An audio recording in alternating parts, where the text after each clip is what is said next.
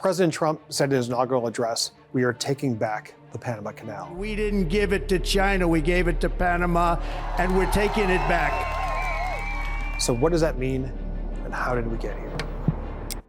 Well, the history of the U.S.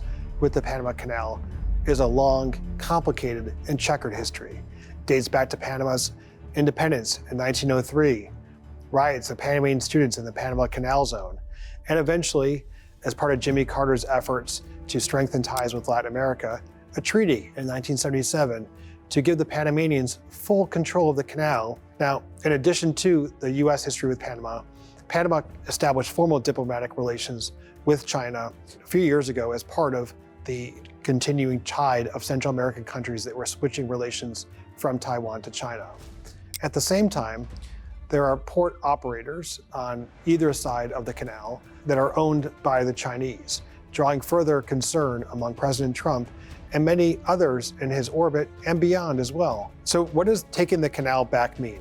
Well, I think it's at this point unclear exactly what the president means when he says taking it back, but what he does certainly mean is ensuring that there is greater U.S. presence, greater U.S. authority, and greater U.S. control over differing aspects of the Panama Canal.